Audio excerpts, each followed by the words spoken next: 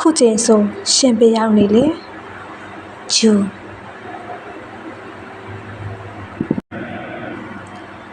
ခုညမှာကျမစီမှာလာရဟာခန်းရံဖြစ်နေခဲ့တိမ်တီကင်းစင်ပြီးကြဲကလေးတွေကခကြဲချစ်ပြက်နေတဲ့ကောင်းကင်အောင်မှာကျမတယောက်တည်းခွာညိုပန်းကြုံပေးမှာထိုင်ကုန်လေးပေါ်မှာကျမထိုင်နေခဲ့တာအကြားကြီးပဲကျမဘေးကနေရလို့လေးမှလည်းဇန်နဝါရီ20တွေနဲ့ဆိုရှဲသွားခဲ့တဲ့အထိပါပဲ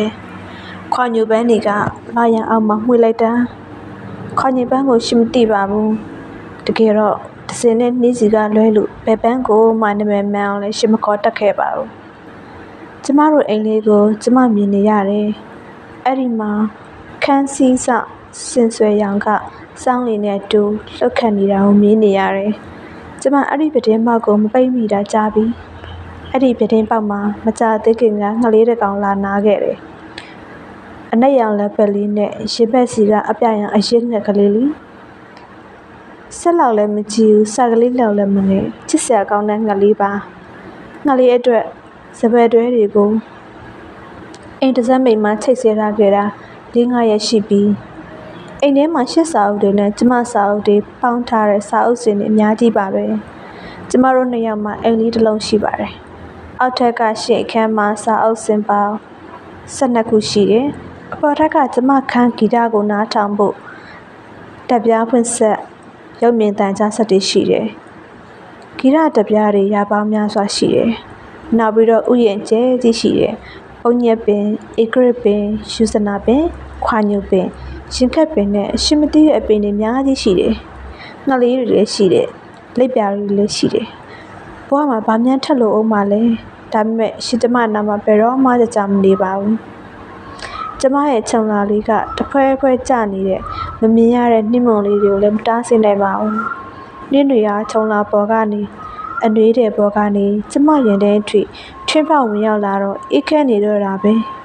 ကျမဘေးမှာရှိမရှိတဲ့စောင်းတွေအများကြီးရှိခဲ့ပါတယ်ဒါပေမဲ့ဒီစောင်းတွေကအေးလာကြီးရဲ့လေမြောင်လှစကန်းချေမှာတောင်ကျဆန်းရီဖြာနှင်းမို့ဆွေရအဲ့ဒါစနေရထွန်းညွရဲ့တချင်းလေရှင်မသိနိုင်ပါဘူးရှင်ကလေဖြူးနဲ့ထွေအိမ်တင်တချင်းတွေလည်းလွမ်းတက်တဲ့သူလေအင်းလေးလွမ်းတက်ခဲ့ပဲဆိုရင်ပေါ့လေခုချိန်မှာကျမကြားဘူးခဲ့တဲ့နှင်းနဲ့ဆောင်းတချင်းတွေကိုထိုင်စင်းစားရင်းနဲ့အတန်မပွင့်တပွင့်နဲ့စိုးညည်းနေတဲ့အတွက်အရသာကနာကျင်မှုနဲ့ရောဆက်နေပေမဲ့ချီနူလွမ်းမောစရာကောင်းလာတယ်ဖျားရှင်ဂူထွက်လာကိုဥညွတ်လို့တိုင်တဲ့ကသာမကျင်မောက်မှာလမ်းရက်ရှာရှေ့ကြငငယ်ကချစ်ခဲ့တဲ့မိန်းကလေးအချိန်တွေနှစ်တွေဘလောက်ပဲပြောင်းလဲပါစေမမေ့နိုင်ခဲ့ဘူးငယ်ကရုပ်တွင်ကိုအစင်အောက်မဲ့မိနေတဲ့အခုချိန်ပြန်တွေးလိုက်ရင်တွင်ပြင်းပုံတရံဘလို့များရှိမလဲကွယ်ငယ်ကကျွမ်းတဲ့အချိတ်ဦးအကြောင်းဖွဲ့တဲ့တချင်းတွေမှာတန်းတခံစကောင်ဟာဘာဖြစ်လို့ရွှေရင်သိမ့်တန်မြနှစ်သူစားမိန်းကလေးတွေကြီးပဲဖြစ်နေရတာလဲတချင်းရေးသူတွေအားလုံးကအမျိုးသားတွေဖြစ်နေလို့လားအမျိုးသမီးတွေရေးတဲ့နေပါလာဆိုတော့တချင်းတွေမှာရောဘာဖြစ်လို့ဆက်ကြောတဲ့ဘဝမှာချစ်ချမ်းဝင်ခဲ့တဲ့ငချူဦးကောင်လေးကိုခွဲနဲ့တန်းတာမျိုးမတွေ့ခဲ့ရတာလဲကောင်မလေးတွေကသူတို့နဲ့ရွယ်တူကောင်လေးတွေကိုမြစ်တာမျှမိတာပဲဖြစ်နိုင်ပြီးတော့အဲ့ဒီမိန်းကလေးတွေကအချင်းဖွဲ့နိုင်ရေးကိုမဆွမ်းဆောင်နိုင်လောက်အောင်ငယ်နေခဲ့တုန်းဖြစ်လို့လားအမျိုးသားတွေကတော့အသက်ပိုကြီးတဲ့အမျိုးသမီးအမျိုးသားတွေကတော်တော်ငယ်တယ်ဆယ်ကျော်သက်ရွှေရင်ဖုံးတို့မဖုံးတို့မိန်းကလေးငယ်တွေကိုချစ်မိတတ်တာမျိုးသူတို့ကတော့ရင်းနိုင်ဖွဲ့နိုင်တာပေါ့တေချာတာကတော့ဆယ်ကျော်သက်ငယ်ချစ်ကောင်ကလေးကိုလွမ်းကျင်လို့တောင်းလွမ်းဖို့တခြင်းမရှိတဲ့အဖြစ်ပါပဲဒါဖြစ်ကျမငငယ်ကတငယ်ချင်းချစ်သူလေးကိုတန်းထားတဲ့အခါဘသူတခြင်းနဲ့ညီပြီးတန်းထားရမှာလဲထောင်စင်မြနိုးလာတဲ့ချစ်တယ်မောင်ကြီးမေတို့ငယ်စဉ်ကပျော်ရွှင်ခဲ့တဲ့ဒီခရီးပင်ကြီးအောက်မှာနှစ်တည်ကြရှည်နှစ်ယောက်သားကစားခဲ့ပုံလေးတွေခုနေတွင်းပြီးတိုင်းကြည်နူးမဆုံးနိုင်ပြီခရီးပင်အောင်ကဘရောက်ချစ်သူစုံကြီးတယ်မှာ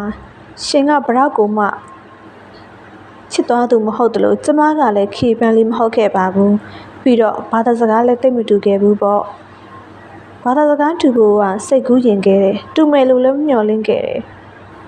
ပေါ်ဖာလေးရဲ့အပြန်လန်မီကိုသူကပြတဲ့ကလူပေါ့တိတ်ဆိတ်မှောင်မိုက်တဲ့မြေပြင်မှာရှောက်သွားကြရင်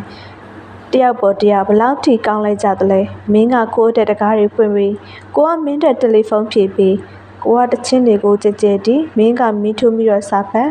လှလိုက်တာမင်းရဲ့ပါယိုးကကောက်ကြောင်းလေးကိုထီးလို့မင်းပါလုံးနေလေလို့ဒုနှစ်ယောက်ကနားလေတဲ့တီတီမူလေးတွေနဲ့မင်းကိုအတန်မထွက်ဘဲနဲ့မေးလိုက်တယ်မင်းကိုလက်ပွားကိုအตาလေးပြန်ထိပြီးတော့အတန်မထွက်ဘဲနဲ့ဖြေတယ်ဘာမှမလုပ်ပါဘူးတဲ့လေကျမကအိမ်တော်ကြီးကိုစိတ်ဝင်စားဘူးရှင်ကအိမ်တော်တဲ့ဘဝဆိုတာကိုစိတ်ဝင်စားတယ်အဲ့ဒါကအဓိကကွက်လဲချက်လားအိမ်တော်ကြီးဆိုတာချစ်တဲ့တူအမြင်မတူနိုင်တဲ့ရတူမှုအခြေအနေဖြစ်တယ်နေဘူးကြဲကြဲမှာပင်ချိုးနေတဲ့အနှုတ်ဆုတ်ကလေးကိုဖွေပြီးတော့တွေ့သမျှလူကိုပတ်စံတောင်းနေတဲ့ကိုရင်စာမိခင်မင်းမငယ်တူကိုအိမ်တော်ကြီးနဲ့ပတ်သက်ပြီးတော့မေးချင်ပါရဲ့ဘာသာစကားတွေထွက်လာမလဲမနက်မိုးလင်းတာနဲ့အရက်ကိုတငုံလောက်မော့ပစ်လိုက်ရရင်မှကောင်းကောင်းမျက်လုံးကောင်းကောင်းဖွင့်လို့ရတဲ့အရက်သမားတယောက်မှရောအိမ်တော်ကြီးနဲ့ပတ်သက်လို့ပြောစရာစကားရောရှိနေမလားသူတို့နှစ်ယောက်စလုံးမှာပြောစရာစကားရှိနေမှာပဲသူတို့မှပြောစရာစာအုပ်တစ်ကြောင်းမှမရှိပဲဂီတအကြောင်းမှမရှိတဲ့ပညာအကြောင်းမှမရှိပဲကျမသိခဲ့တဲ့ရှင်ကကျမကိုစိတ်ကောက်ပြီးအဝေးကိုခဏခဏထွက်သွားဖို့ပဲမဲ့တခါမှမငိုဘူးဒါပေမဲ့ဘယ်ကိစ္စမဆိုထမအောင်စော့ကျင်ဆိုတာရှိတဲ့ကျမရဲ့အေးခဲလာတဲ့နှလုံးသားကြောင့်ရှင့်ကိုမြည်ရင်မကြစေချင်ပါဘူးအဝေးမှာရှင်ငင်းညံ့နေပါစေရှင်အခုလိုညမျိုးမှာကျမကိုစိတ်ဆိုးနေပါစေဦးတော့ကျမနဲ့ပတ်သက်တဲ့ပုံရိပ်တွေတော့ရှင့်အောင်ထဲမှာပေါ်နေခဲ့မှာပဲကျမသိပါတယ်ဘလို့ပုံရိပ်မျိုးတွေဖြစ်မလဲလို့အသေးချာမမှန်းဆနိုင်ပေမဲ့ခမန်းကြည့်လို့တော့ရတယ်အဝေးတင်ဆောင်ဝဲဖြစ်ဆိုမဲ့ကျမရှိရာမကွေးတက္ကသိုလ်ကိုနေပူပူမှာအမောတကြီးအလဲရောက်လာတဲ့ရှင့်ကိုကြိုးဆိုစဉ်ကအရှင့်နှစ်ဖူးကရွှေစလေးတွေကိုကျမငေးကြည့်မိစဉ်ကပြန်မြင်ပြီးရဲ့ပုံရိပ်တွေနဲ့တိတ်ကွာချမှမထင်ဘူးနမိတ်ပုံဆိုတာကကျမကယုံကြည်တယ်ရှင်မလာခင်နနက်ကကျောင်းဘေးကရေကန်လင်းစီကကျမလက်လျှောက်သွားခဲ့တယ်လေတိုက်ခတ်လို့လှမ်းလေတွေတစ်ဖြက်ဖြက်လူးလိမ့်နေတဲ့ကြည်လင်တဲ့ကန်ရီပြောင်းမှာတလိမ့်လိမ့်မျောနေတဲ့ဘန်တာရဲ့6လေးတရက်သူ့ကိုကြည့်ရတာစက်ကူလေးလေးပမာဒါပေမဲ့အသေးချာကြည့်တော့သူ့လိုရာကိုသွားနေတာမဟုတ်နိုင်ဘာကြောင့်လဲဆိုတော့သူ့ကိုပမာခရီးကြုံလိုက်လာတဲ့တူရှိနေတယ်ဘန်တာရွက်လေးပေါ်မှာအခုမှလလန်းဆန်းကြည်သားတဲ့ခီပန်းလေးတစ်ပွင့်ဖြူဖွေးနေတဲ့အဲ့ဒီခီပန်းလေးကခရီးကြုံလိုက်သူလားဒါမှမဟုတ်ခီပန်းလေးရဲ့လူရခီးတို့ဘန်တာရွက်လေးကတမင်လိုက်ဖို့ပေးတာလားကျမကဘန်တာရွက်လေးလားသို့မဟုတ်ခီပန်းလေးလားအဲ့ဒီဘန်တာရွက်လေးနဲ့သူလားသူ့ပမာအตาလေးအိပ်ပြီးလိုက်လာတဲ့ခရီးပွင့်လေးကကျမပဲလားအဲ့အတွေ့တွေကိုဖြတ်ကနေတွေးပြီးတော့ကျမမျက်နှာမြင်နှွေးသားခဲ့တာအခုထိကျမမမေ့နိုင်ပါဘူးရှင်းလာတော့အဖြစ်ရသွားတယ်ရှင်ကကျမဖမ်းမဲ့စာရစာတန်းတွေကိုစိတ်သက်ကတူကနေကျမစင်ပေါ်ရကုန်လာခဲ့တာမဟုတ်လားနောက်ပြီးဆောင်းပွဲဖြေတော့မှကျမလိုအပ်မဲ့အစားအသောက်တွေနဲ့အတူလက်ပတ်နာရီလေးအစ်တစ်ခုအိုးတက်ဆန်လိုက်တာကျမရဲ့လက်ပတ်နာရီလေးကျူးပြတ်သွားခဲ့တာစားချက်နေတော့မလို့ပြင်ဆိုင်ကိုလည်းမတွားနိုင်ဆောင်းပွဲဖြေရင်ကျိုးမပါတဲ့ဒီနာရီလေးကိုပဲဆောင်းပွဲအခန်းထဲမှာကမာကူတဲ့ထည့်ယူသွားခဲ့တယ်လေတွေးထားတာလေအခုတော့ကျမဘာလို့အပ်နေတယ်ဆိုတာကိုချင်းကကြိုးသိနေတယ်လို့ပါပဲလားအဲ့ဒါပေါ်ဖာလေးရဲ့ကြပြတဲကလို့ဖြစ်နေတာလို့ပဲကျမယုံကြည်ခဲ့ပါတယ်အဝေးတင်ပြေဖို့ကြောင်းတက်နေတဲ့ကျမစီရှင်းလိုက်လာတော့နက်နက်ခဲမှာမြင်ခဲ့ရတဲ့ရွက်ဝါလေးတွေကရှင်ပဲကျမကတော့ခေပန်းလေးလို့တက်အပ်တေချာကောက်ချက်ချနိုင်ခဲ့တာပေါ့ကျမနဲ့ရှင်အကြမှာခင်မင်တွေ့တာမှုတွေကအခုထပ်ပိုလာလိုက်မယ်မကြခင်မှာတိုင်ရုံးစင်တွေပိုးပြီးညစ်တွေရပစ်လာလိုက်မယ်အဲ့ဒီနေ့ကရှင့်နှစ်ဖူးကချွေးဆက်လေးတွေကိုကျမကိုယ်တိုင်ကိုကြတုပ်ပေးချင်ခင်ပဲမဖြစ်နိုင်တာမို့ကျမတင်ထားတဲ့လက်ကင်ဘွားလေးတစ်ထည်ကိုထုတ်ပေးလိုက်တာရှင့်မှတ်မိမှာခဲ့မှာပေါ့နော်ချွေးတွေကြီးတုပ်လိုက်အောင်လက်ကင်ဘွားလေးကမိကူတီအောင်ဘာအစဲမှမပါဘူးခြီသားကောင်းစား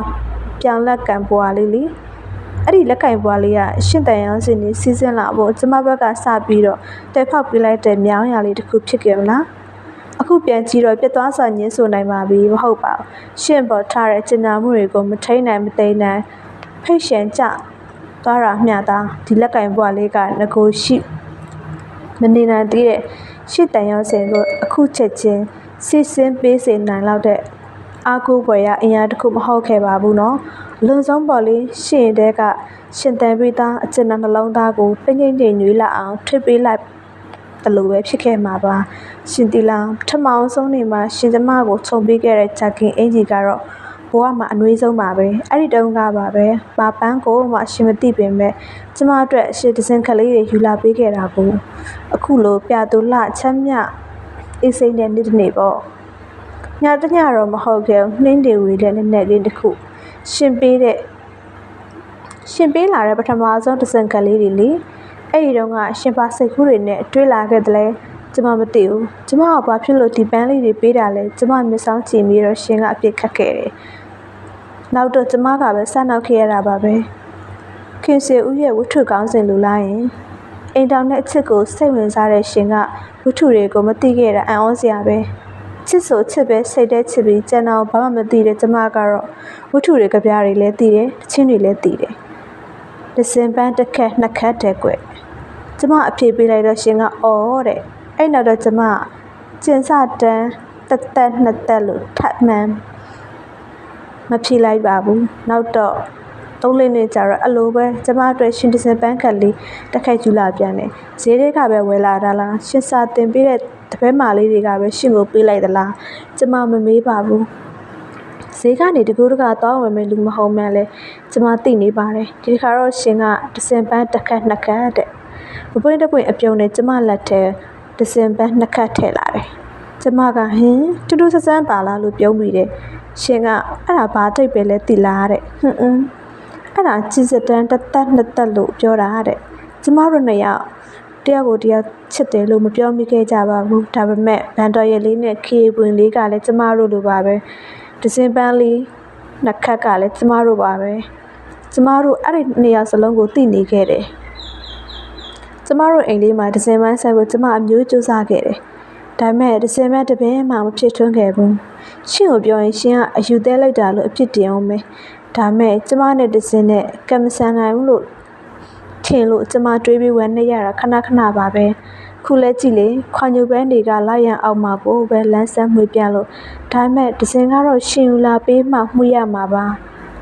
ညတက်မှုရဲ့မျောတစင်တချင်းကိုအခုတော့ရှင်နာထောင်ရလုံးလို့အလွတ်တောင်ရပြီးရှင်ပမာရောက်နေလဲလို့လမ်းပြေးတာလဲရက်တေလာတွေမနေတော့ဘူးစောင်းတကောင်စောင်းထဲမှာအခုညကတော့အေးဆုံးပါပဲခင်မပြတ်အောင်အရေးတစင်လက်ဆောင်ပေးဖို့မဝေးပြီးမျောတရေးရေးအော်ဆွေးမုံမြည်ရေလက်တွေဆက်မဆုံးဖုံးမယ်ဒါလီ2 လနာရီတာရှိရာသီတွေပြောင်းခဲ့ပြီးထပ်ဆောင်တရှာတော့မယ်ဟောက်တဲ့နေ့ကအဖြစ်ချီရဲမကြီးအရင်ကတော့ချီရဲမကြီးဆိုတဲ့စကားလုံးဟာခေအောင်စကားလုံးတောဆောင်လိုက်တာလို့တွေးပြပူပါတယ်အခုတော့ဒီစကားလုံးကိုကျမမငင်းလို့တော့ပါဘူးမချစ်တတ်တာလည်းမဟုတ်ဘူးချစ်ချင်းတွေကလည်းများရဲ့မေတ္တာတွေကလည်းအနန္တပါပဲဒါပေမဲ့အချစ်တွေကမညီကြဘူးတဲ့လားကွယ်အလီလီခံစားလာရဲ့ကြံအားပါမှမကုန်နိုင်တယ်နှင်းမြူငွေရေတယ်